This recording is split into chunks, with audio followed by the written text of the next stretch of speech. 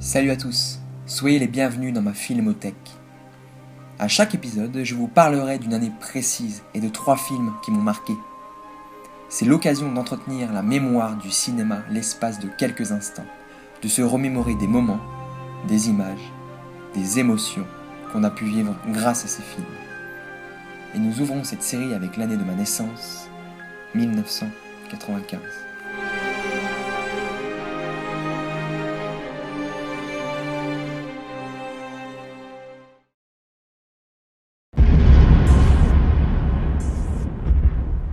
Seven est le deuxième film de David Fincher, réalisé après Alien 3. Il raconte l'histoire de David Mills et de William Somerset, 2 officiers de la police judiciaire interprétés par Brad Pitt et Morgan Freeman. Quand on pense que celui-ci avait déjà près de 60 ans à l'époque, et vu le nombre de films qu'il tourne encore de nos jours, je pense qu'il n'a pas encore quitté les plateaux de tournage, à mon plus grand bonheur. Ces 2 officiers sont donc chargés d'une enquête sur un tueur psychopathe extrêmement sadique qui planifie méthodiquement ses meurtres en fonction des 7 péchés capitaux.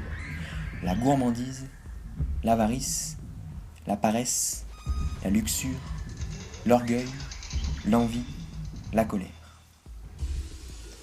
L'univers du film est glauque, sombre et horrifique du début à la fin. Et c'est pour ça que j'adore Fincher. Quand il crée un univers, il le maîtrise de bout en bout. Seven est le plus gros succès en termes d'entrée de David Fincher. Près de 5 millions de spectateurs se sont déplacés en salle.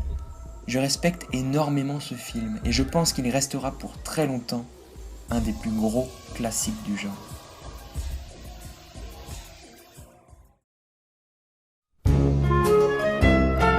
L'un de mes dessins animés préférés, Toy Story, réalisé par John Lasseter.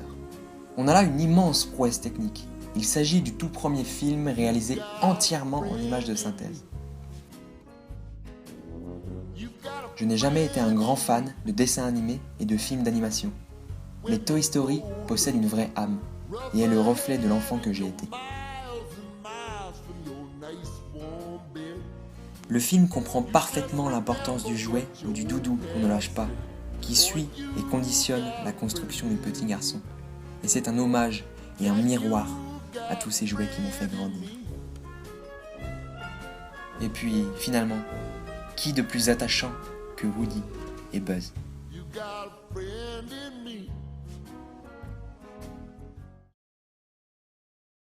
C'est l'histoire d'un homme qui tombe d'un immeuble de 50 étages. Le mec, au fur et à mesure de sa chute, il se répète sans cesse pour se rassurer. Jusqu'ici, tout va bien. Jusqu'ici, tout va bien. Jusqu'ici, tout va bien. Mais l'important, c'est pas la chute. C'est l'atterrissage. La haine est le 2e long métrage de Mathieu Kassovitz. Pour ma part, ce n'est pas le plus beau film visuellement. Ce n'est pas le film le plus parfait techniquement. Mais putain, qu'est-ce qu'il prend aux tripes? On suit le temps de 24 heures les histoires de cité de Saïd, Hubert et Vince. Et quel Vince!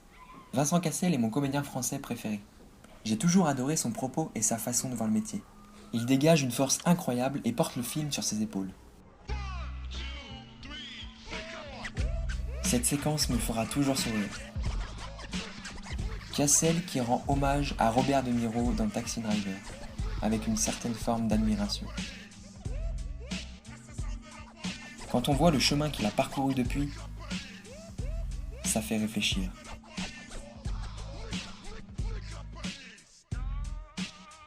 Si vous avez la chance d'avoir manqué un de ces films, réjouissez-vous.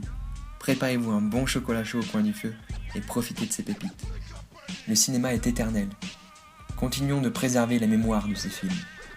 Je referme donc ma filmothèque de l'année 95 et je vous donne rendez-vous très vite pour une nouvelle année de cinéma.